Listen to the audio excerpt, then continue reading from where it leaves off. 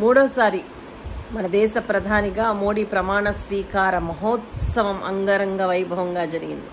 గోధి media అయితే పట్టడానికి పగ్గాలు లేకుండా రెచ్చిపోయింది. రకరకాల థంబ్నెయిల్స్తో పాపం పండగ చేసుకుంది. అయితే ఆయన ప్రమాణ స్వీకార మహోత్సవంలో వాడిన అందమైన పదాలు వింటే నవ్వొస్తుంది.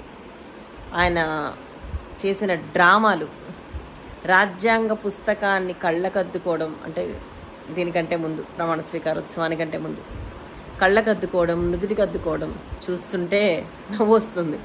రాజ్యాంగం అంటే గౌరవం లేకుండా, కనీసం దాని పట్ల ఏమాత్రం బాధ్యత లేకుండా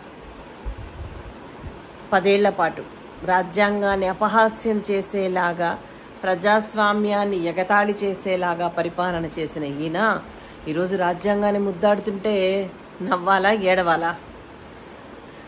రాగద్వేషాలకు అతీతంగా, పక్షపాతం లేకుండా పరిపాలిస్తానని అంతఃకరణ శుద్ధితో, అంతఃకరణ శుద్ధి, అసలు అంతఃకరణ శుద్ధిగా ఉన్నారా ఈ వ్యక్తి? ఒక్కసారి ఆత్మ పరిశీలన చేసుకుంటే అర్థమవుతుంది. ఈ పదాలన్నీ కేవలం పలకడానికా రాసింది? వాటి వెనుక అర్థాలు లేవా? ఆ అర్థాలని ఆచరించమని కాదా రాసింది? కేవలం ఒక ఫార్మాలిటీ లాగా, నామకే వాస్తే అన్నట్లు ప్రతిజ్ఞ చేయాలి కాబట్టి ఒక స్క్రిప్ట్ చదివేసి వెళ్ళిపోతున్నారు. ఆ పదాల అర్థాలు ఆచరించేది ఎవరు, ఎప్పుడు? ఎప్పుడైనా 10 ఏళ్ల కాలంలో ఈయన రాజ్యాంగాన్ని గౌరవించడం మనం చూసామా? ఈయన చెప్పిన రాగద్వేషాలకు అతీతంగా, పక్షపాతం లేకుండా పరిపాలించడం మనం చూసామా? 68 మంది మంత్రులు ప్రమాణ స్వీకారం చేస్తే ఒక్కటంటే ఒక ముస్లిం మంత్రి లేకపోవడాన్ని చూస్తేనే ఎంత పక్షపాతం లేకుండా పరిపాలిస్తున్నారో అర్థమవుతుంది. ఇది ప్రజల తీర్పు కాదు. ప్రజలు తరిమి కొట్టేలాగానే ఈసారి ఓటింగ్ ఇచ్చారు. కానీ మన కర్మ కొద్దీ ఈ కూటమి ప్రభుత్వాల వల్ల వాళ్ళకి మళ్ళీ అవకాశం దక్కింది. అంతే తప్ప ఇది ప్రజా తీర్పు కాదు. ప్రజాస్వామ్యాన్ని అపహాసం చేసే ఈ వ్యక్తి ప్రమాణ స్వీకారం చేస్తున్నప్పుడు చేస్తున్న నటన చూస్తే ఏమిటి దౌర్భాగ్యం అనిపిస్తుంది. అండ్ ఇంకొక ముఖ్య విషయం ఏంటంటే, ఈ ప్రమాణ స్వీకారం జరుగుతున్నప్పుడు బండి సంజయ్ లాంటి వ్యక్తులు ఓత్ చేస్తున్నప్పుడు జై శ్రీరామ్ అని నినాదాలు చేస్తున్నారు కొంతమంది ప్రబుద్ధులు. ఇంతకన్నా దారుణమైన పరిస్థితి ఉంటుందా దేశంలో? రాజ్యాంగబద్ధంగా అక్కడ ప్రమాణ స్వీకారం జరుగుతుంది. ఒక డెమోక్రటిక్ విధానాల ద్వారా అక్కడ జరుగుతుంది. ఒక సెక్యులర్ విధానాల ద్వారా ప్రమాణ స్వీకారం జరుగుతుంది.